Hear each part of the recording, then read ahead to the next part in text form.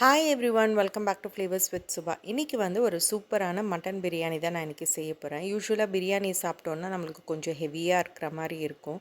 But இந்த பிரியாணி வந்து ரொம்ப மைல்டாக மசாலாலாம் ரொம்ப யூஸ் பண்ணாமல் பேசிக்கான மசாலா வச்சு இந்த பிரியாணி செய்ய போகிறோம். ரொம்ப நல்லாயிருக்கும் டேஸ்ட்டு. ஸோ இப்போ வாங்க இதை எப்படி பண்ணுறதுன்னு பார்க்கலாம். இப்போ ஃபஸ்ட்டு வந்து இந்த பிரியாணி பண்ணுறதுக்கு நம்ம கொஞ்சம் மசாலாலாம் அரைச்சிக்கலாம். அதுக்கு நான் இங்கே ஒரு மிக்ஸி ஜாரில் கொஞ்சமாக சின்ன வெங்காயம் சேர்த்துக்கிறேன். இந்த ரெசிபிக்கு வந்து சின்ன வெங்காயம் சேர்த்தா டேஸ்ட் நல்லாயிருக்கும். அது கூடவே வந்து காரத்துக்கு ஏற்ற மாதிரி பச்சை மிளகா, கொஞ்சமாக மஞ்சள் தூள், அதுக்கப்புறம் உப்பு, அதுக்கப்புறம் இஞ்சி பூண்டு விழுது சேர்த்துக்கோங்க. அது கூடவே வந்து கொஞ்சமாக தயிர் சேர்த்துக்கோங்க. ஸோ இப்போ இது எல்லாத்தையும் வந்து நல்லா நைஸாக பேஸ்ட் மாதிரி அரைச்சி எடுத்துக்கோங்க.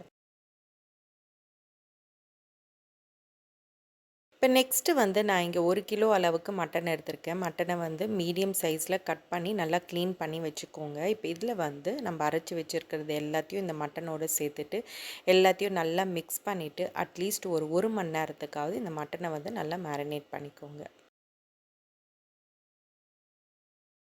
இப்போ நெக்ஸ்ட்டு வந்து நான் இங்கே ஒரு குக்கரில் கொஞ்சமாக எண்ணெய் சேர்த்துக்கிறேன். எண்ணெய் கூட கொஞ்சமாக நெய்யும் சேர்த்துக்கிறேன். இப்போ இது ரெண்டும் சூடானோடனே இதில் வந்து கொஞ்சமாக கிராம்பு, பட்டை, ஏலக்காய், அதுக்கப்புறம் பிரியாணி இலை இது எல்லாத்தையும் சேர்த்துட்டு இதெல்லாம் கொஞ்சம் ஃப்ரை ஆனவுடனே இதில் வந்து நல்லா தின் ஸ்லைசஸாக நல்லா பொடிசாக கட் பண்ண வெங்காயம் சேர்த்துக்கோங்க.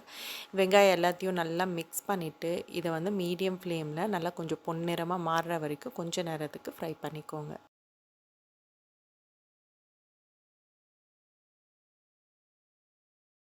இப்போ வெங்காயம் வந்து இந்த அளவுக்கு நல்லா வதங்கினோடனே இப்போ இதில் வந்து கொஞ்சமாக பச்சை மிளகா, அதுக்கப்புறம் புதினா, கொத்தமல்லி இது எல்லாத்தையும் சேர்த்துட்டு நல்லா மிக்ஸ் பண்ணிக்கோங்க. அதுக்கப்புறம் நம்ம மேரினேட் பண்ணி வச்சுருக்கிற மட்டன் எல்லாத்தையும் குக்கரில் சேர்த்துட்டு எல்லாத்தையும் ஒரு வாட்டி நல்லா மிக்ஸ் பண்ணிவிட்டு ஒரு 5 நிமிஷத்துக்கு மீடியம் ஃப்ளேமில் இந்த மட்டனை வந்து கொஞ்ச நேரத்துக்கு ஃப்ரை பண்ணிக்கோங்க.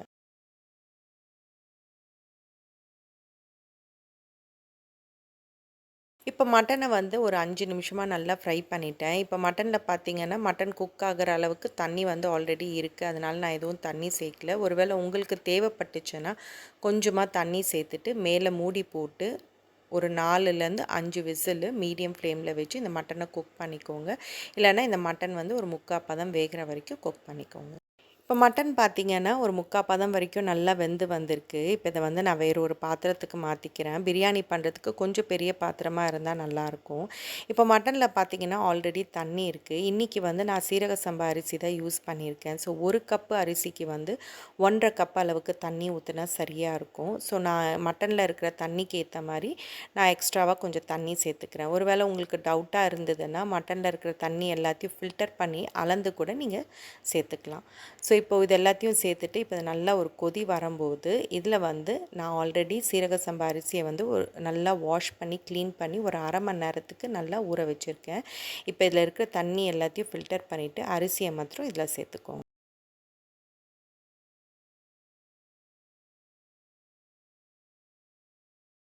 இப்போ அரிசி எல்லாத்தையும் சேர்த்துட்டு உப்பு எல்லாத்தையும் கரெக்டாக இருக்கான்னு ஒரு வாட்டி செக் பண்ணிக்கோங்க. அதுக்கப்புறம் மேலே மூடி போட்டு மீடியம் டு ஹை ஃப்ளேமில் ஒரு 5 6 நிமிஷத்துக்கு குக் பண்ணிக்கோங்க. கொஞ்ச நேரத்துலேயே பார்த்தீங்கன்னா மேலே இருக்கிற தண்ணி எல்லாம் சுண்டி உங்களுக்கு அரிசி வந்து தெரிய ஆரம்பிக்கும். அந்த டைமில் ஒரு கரண்டியை வச்சு லைட்டாக ஒரு மிக்ஸ் பண்ணிவிட்டு கீழே வந்து ஒரு தவா வச்சுட்டு அதுக்கு மேலே வந்து இந்த பேனை வச்சுடுங்க. வச்சுட்டு லோ டு மீடியம் ஃப்ளேமில் ஒரு 12லேருந்து 15 நிமிஷத்துக்கு அப்படியே குக் பண்ணிக்கோங்க.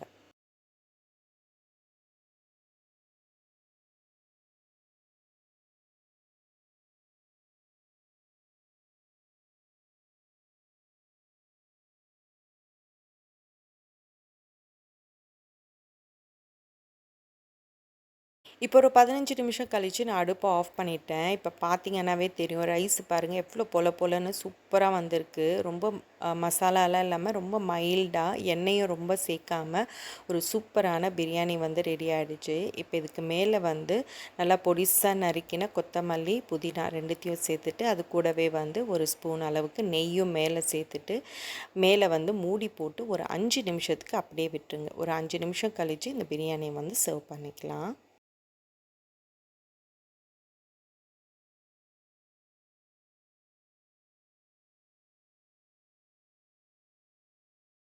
ஸோ அவ்வளோதான் நம்மளுடைய சூப்பரான ரொம்ப டேஸ்டியான ஒரு மட்டன் பிரியாணி வந்து ரெடி ஆகிடுச்சு. இது வந்து நம்ம ரொம்ப மசாலாலாம் சேர்க்காம, எண்ணெய்லாம் சேர்க்காம ரொம்ப மைல்டாக நம்ம சாப்பிட்டாலும் வந்து நம்மளுக்கு ரொம்ப ஹெவியாக இருக்கிற மாதிரி ஃபீல் ஆகாது. ஸோ அவ்வளோ டேஸ்டியாக சூப்பராக இருக்கும். ஸோ இதே மாதிரி ஒரு சண்டே வந்து நீங்களும் வீட்டில் ட்ரை பண்ணி பாருங்கள். ஸோ இதோட இந்த வீடியோ முடியுது. நெக்ஸ்ட் வேறு ஒரு இன்ட்ரெஸ்டிங்கான வீடியோவோட உங்களை பார்க்குறேன். என்னோடய வீடியோஸ் எல்லாம் உங்களுக்கு பிடிச்சிருந்ததுன்னா ப்ளீஸ் ஃப்ளேவர்ஸ் வித் சுபாக்கு சப்ஸ்கிரைப் பண்ணுங்கள் அண்ட் ஷேர் பண்ணுங்கள். தேங்க்யூ.